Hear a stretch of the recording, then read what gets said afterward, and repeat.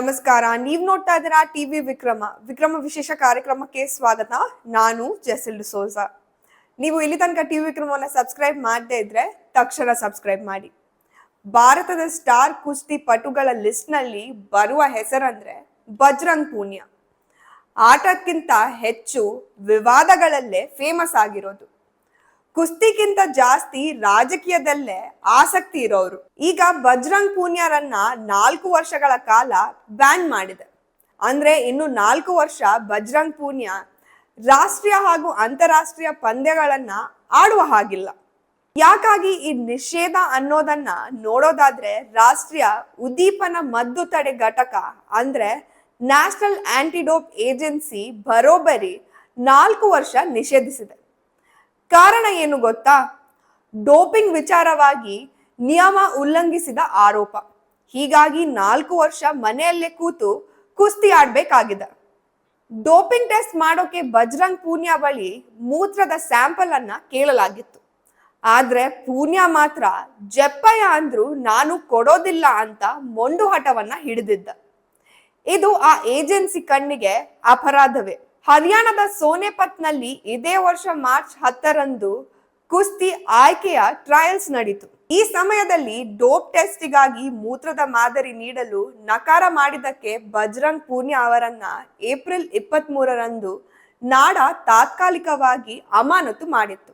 ಆ ನಿರ್ಧಾರವನ್ನು ಸಂಯುಕ್ತ ವಿಶ್ವ ಕುಸ್ತಿ ಸಂಸ್ಥೆ ಕೂಡ ಅಂಗೀಕರಿಸಿ ಸರಿಯಾಗಿ ಇದೆ ಅಂದಿತ್ತು. ಈ ಅಮಾನತು ಕ್ರಮವನ್ನು ಪ್ರಶ್ನಿಸಿ ಪೂನಿಯಾ ನಾಡಕ್ಕೆ ಅರ್ಜಿ ಸಲ್ಲಿಸಿದ್ರು.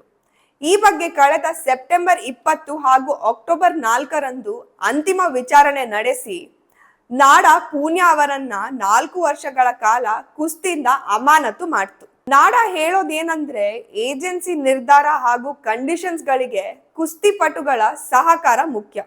ಇಲ್ಲದಿದ್ರೆ ನಿರ್ಬಂಧಗಳಿಗೆ ಅವರೇ ಹೊಣೆ ಅಂತ. ಇದರಿಂದ ಅವರನ್ನು 4 ವರ್ಷಗಳ ಕಾಲ ಬ್ಯಾನ್ ಮಾಡಲಾಗ್ತಾ ಇದೆ. ಈ ಬ್ಯಾನ್ ಈ ವರ್ಷ ಏಪ್ರಿಲ್ 23ರಿಂದಲೇ ಅನ್ವಯವಾಗ್ತಾ ಇದೆ ಎಂದು ನಾಡಾ ತಿಳಿಸಿದೆ. ಜಟ್ಟಿ ಕೆಳಗೆ ಬಿದ್ರು ಮೀಸೆ ಮಣ್ಣಾಗಿಲ್ಲ ಅನ್ನುವ ಹಾಗೆ ಬಜರಂಗ್ ಪೂನಿಯಾ ತನ್ನ ಬ್ಯಾನ್ ವಿಚಾರದಲ್ಲೂ ಕೂಡ ರಾಜಕೀಯ ಮಾಡೋಕೆ ಹೋಗಿದ್ದಾರೆ. ಮೋದಿ ಸರ್ಕಾರದ ಸೇಡಿನ ರಾಜಕೀಯ ಅಂದಿದ್ದಾರೆ. ಇದೇನು ನನ್ಗೆ ಆಘಾತಕಾರಿ ಸಂಗತಿ ಅಲ್ಲ. ಯಾಕಂದರೆ ವಿಚಾರಣೆಯ ವಿಷಯ ಕಳೆದ 1 ವರ್ಷದಿಂದ ನಡೀತಾ ಇದೆ.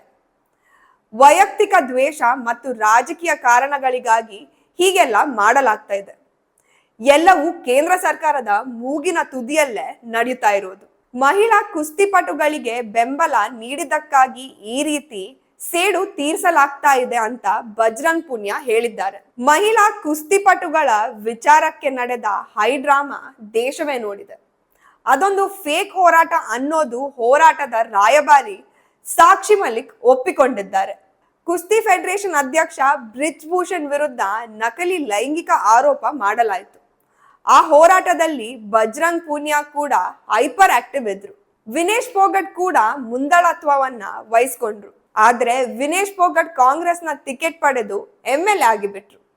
ಅವರು ಗುರಿಯನ್ನ ತಲುಪಿದ್ರು. ಸಾಕ್ಷಿ ಮಲಿಕ್ ಹಾಗೂ ಬಜರಂಗ್ ಪೂನಿಯಾ ಇಬ್ಬರು ಕೂಡ ಕಾಂಗ್ರೆಸ್ ಪಕ್ಷವನ್ನ ಕಾಡಿ ಬೇಡಿದ್ರು ಟಿಕೆಟ್ ಸಿಕ್ಕಿಲ್ಲ. ಈಗ ಇನ್ನೊಂದು ಆಘಾತ ಅನ್ನೋ ಹಾಗೆ ರಾಷ್ಟ್ರೀಯ ಹಾಗೂ ಅಂತಾರಾಷ್ಟ್ರೀಯ ಕುಸ್ತಿ ಪಂದ್ಯಗಳನ್ನ 4 ವರ್ಷ ಆಡೋ ಹಾಗಿಲ್ಲ. ಬಜರಂಗ್ ಪೂನಿಯಾ ಕಾಂಗ್ರೆಸ್ ಪಕ್ಷವನ್ನ ಅಧಿಕೃತವಾಗಿ ಸೇರಿದ್ದಾರೆ. ಇತ್ತೀಚೆಗೆ ಕಾಂಗ್ರೆಸ್ ಪಕ್ಷವನ್ನ ಸೇರಿರುವ ಪೂನಿಯಾ ಅವರು ಸದ್ಯ ಆ ಪಕ್ಷದ ರೈತ ಘಟಕದ ಕಾರ್ಯಾಧ್ಯಕ್ಷರಾಗಿ ಕೆಲಸ ಕೂಡ ಮಾಡ್ತಾ ಇದ್ದಾರೆ. ಹೀಗಾಗಿ ಏಕಾಏಕಿ ಮೋದಿ ಅವರ ಮೇಲೆ ಕಿಡಿಕಾರ್ತಾ ಇರೋದು. ಉದ್ದೀಪನ ಮದ್ದು ತಗೊಂಡಿಲ್ಲ ಅಂದ್ರೆ ಯೂರಿನ್ ಸ್ಯಾಂಪಲ್ ಕೊಡೋದ್ರಲ್ಲಿ ಭಯ ಯಾಕೆ? ಒಂದ್ ವೇಳೆ ಡೋಪಿಂಗ್ ಟೆಸ್ಟ್ ನಲ್ಲಿ ಸಿಕ್ಕಿ ಬಿದ್ರೆ ಬದುಕು ಮುಗಿತು ಅಂತಾನೆ ಅರ್ಥ. ಹೀಗಾಗಿ ನಿಷೇಧ ಹೇರಿಸಿಕೊಂಡು ಮೋದಿ ಮೇಲೆ ತಿರುಗಿ ಬಿದ್ದಿದ್ದು.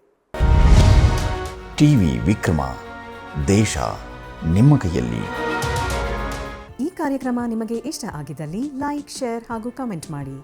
ಟಿವಿ ವಿಕ್ರಮದ ಕಾರ್ಯಕ್ರಮಗಳನ್ನು ನಿರಂತರವಾಗಿ ವೀಕ್ಷಿಸಲು ಸಬ್ಸ್ಕ್ರೈಬ್ ಮಾಡಿ, ಬೆಲ್ ಐಕನ್ ಒತ್ತಿ.